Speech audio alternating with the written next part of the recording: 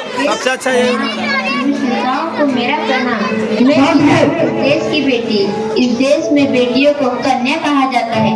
उसे लक्ष्मी, सरस्वती, माँ दुर्गा के रूप में देखा जाता है और नवरात्रा के दिनों में तो साक्षात उसे घर घर में पूजा जाता है। फिर क्या हो गया कि आज वह अपने अस्तित्व की लड़ाई लड़ रही है। वह अपने जीवन की भीख मांग रही है। अरे बेटी तो हर घर की शान है, उसी से घर में रोशनी है। बेटी तो घरों को जोड़ती है। तो आइए बेटियों के सम्मान में हम एक नाटक प्रस्तुत करने जा रहे हैं। इसका शीर्षक है बेटी बचाओ बेटी पढ़ाओ। मीरा, ओ मीरा, तुमने मुन्ना को कहीं देखा क्या? पता नहीं सुबह सुबह कहाँ चला गया। अभी उसने कुछ खाया भी नहीं, दूध भी नहीं पिया और स्कूल जाने की तैयारी भी तो करनी है। नहीं माँ, मैंने तो मुन्ना को नहीं देखा। मैं तो सुबह से बर्तन ही धो रही हूँ। माँ, मुझे भी स्कूल जाना है। मुझे पढ़ना लिखना बहुत अच्छा लगता है। मेरा भी दाखिला स्कूल में करा दो ना माँ।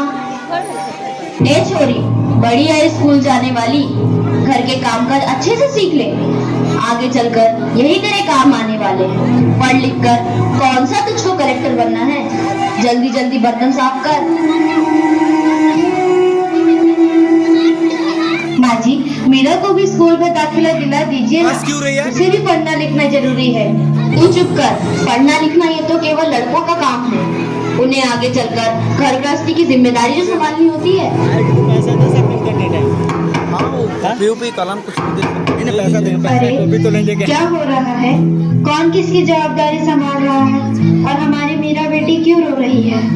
देखिए ना डॉक्टर दीदी, दादी मुझे स्कूल ही जाने नहीं देती। कहती है तुझे पढ़ लिख कर क्या करना है, आगे चल के चूल्हा चौका ही तो संभालना है। अरे यह तो बहुत गलत बात है माँ जी। क्या आपको नहीं लगता कि हम बेटियां भी पढ़ लिख कर आगे बढ़े? आज समाज बहुत आगे बढ़ गया है माँ जी। आप किस दुनिया की बात कर रही हैं?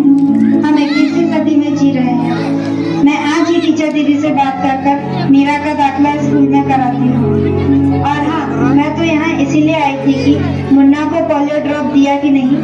जगह जगह इसके कैंप लगे हैं। अच्छा हुआ बहन जी आप आ गए। अब मुन्ना को पोलियो ड्रॉप भी दे देंगे और मैं इसे स्कूल भी पहुँचा दूंगी। अच्छा मीरा, अब तुम रोना नहीं, तुम जरूर स्कूल जाओगी और एक दिन पढ़ लिख कर मेरी तरफ बहुत अच्छी डॉक्टर बनोगी। ठीक है बेटा? और इधर आ जाओ, इधर आ। बहू जरा एक गिलास पानी तो लाना। अभी नहीं बाबूजी। दोनों से ये लीजिए बाबूजी। अरे ये देखो, अखबार में प्यारी बेटी के बारे में कितनी सुंदर कविता आई है। आओ मैं तुम्हें यह कविता पढ़कर सुनाता हूँ। कहती बेटी बाप पसार, मुझे चाहिए प्यार दुलार। बेटी की अनदेखी क्यों करता है निष्ठुर संसार। सोचो जरा हमारे बिन बसा सकोगे घर परिवार।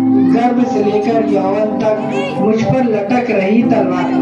मेरी व्यथा वेदना का अब हो स्थायी उपचार। जब माई जग में न होगी तो तुम जन्म किससे पाओगे। जब बहन न होगी घर आंगन में तो किससे रूठोगे, किसे मनाओगे। जब दादी नानी न होगी तो तुम्हें कहानी कौन सुनाएगा।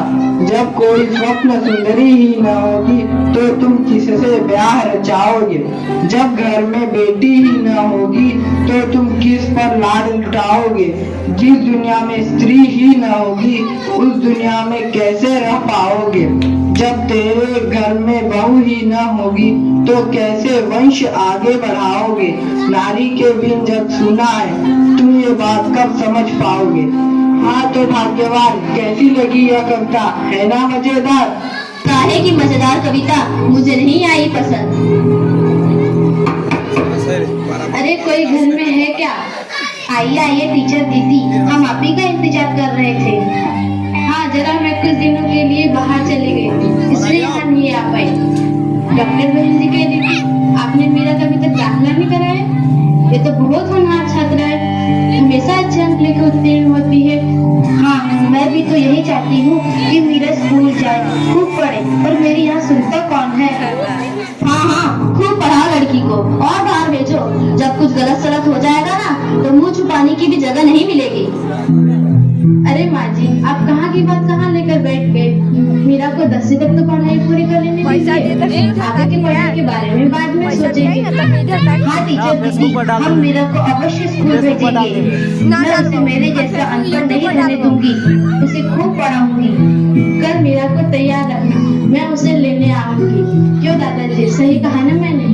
हाँ हाँ बेटा, बिल्कुल सही कहा। मैं तो कब से कह रहा हूँ कि मीरा को भी स्कूल जाने दो। रहना